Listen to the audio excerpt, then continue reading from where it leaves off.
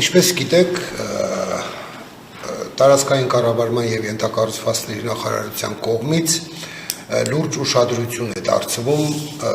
նախարարության կողմից թույլտվությամբ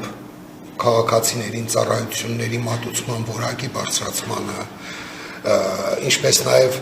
մատուցվող պատշաճ ծառայությունների մատուցման պատշաճության ապահովմանը։ 2025 թվականի ընթացքում մենք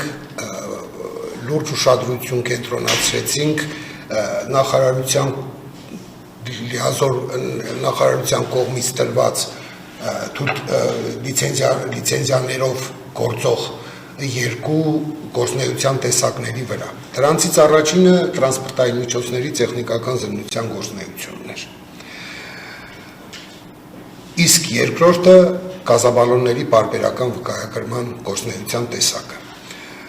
Ուրեմն գազաբալոնների պարբերական վկայագրման գործունեությունը, ինչպես գիտեք, քաղաքացիների կյանքի առողջությանը վերաբերող գործունեություն է, որի ոչ պատշաճ իրականացումը կարող է լուրջ հետևանքների հանգեցնել։ Ուսումնասիրությունների արդյունքում մեր կողմից ակնհայտորեն արձանագրվեց, որ լիցենզավորված շատ կազմակերպություններ, տնտեսվարողներ գազաբալոնների պարբերական վկայագրումը իրականացնում են ոչ պատշաճ, նույնիսկ ավելին հաճախ, նույնիսկ առանց համապատասխան ծառայության մատուցմամբ տվյալ տրանսպորտային միջոցը մտցվում է գազաբալոնների շտեմարան որպես հետագա շահագործման ենթակա գազաբալոն, որի հետևանքով վերջին ժամանակներս տեղի ունեցան մի քանի պայթյուններ, չնայած պայթյունների վիճակագրությունը այնպիսին է, որ ակնհայտորեն խոսում է սույն կարգավորման գազաբալոնների պարբերական վկայագրման օգտին, քանի որ ես մի տեղեկություն հաղորդեմ, մինչև գազաբալոնների պարբերական վկայագրման ուրեմն կանոնակարգումը 2019-ից 21 թվականներին տեղի էր ունեցել գազաբալոնների 11 պայթյուն, իսկ 22-ից 25 թվականներին 10 պայթյուն։ Ճիշտ է, պայթյունների թվի տարբերությունը քիչ է, բայց պետք է նաև արձանագրել, որ եթե 2019-ից 22 թվականներին, 21 թվականներին Հայաստանում ուրեմն շահագործվում էր մոտ 350 տրանսպորտային միջոց, ապա արդեն երկրորդ ժամանակահատվածում 22-ից 25 թվականներին շահագործվում էր մոտ 190 տրանսպորտային միջոց ավել, քան նախորդ ժամանակաշրջանում, եւ այդ ավելացումը տրանսպորտային միջոցների, որը բնականաբար ավելացնում է նաեւ գազաբալոնային տրանսպորտային միջոցների թիվը, սակայն պայթյունների թիվը նվազել է եւ չի ավելացել։ Բայց ուսումնասիրությունները ցույց էին տալիս, որ խիստ անհրաժեշտություն կա վերահսկողական լուրջ գործիքների մշակմանը, քանի որ ոլորտում վերահսկողություն իրականացնող տեսչական մարմինը, որը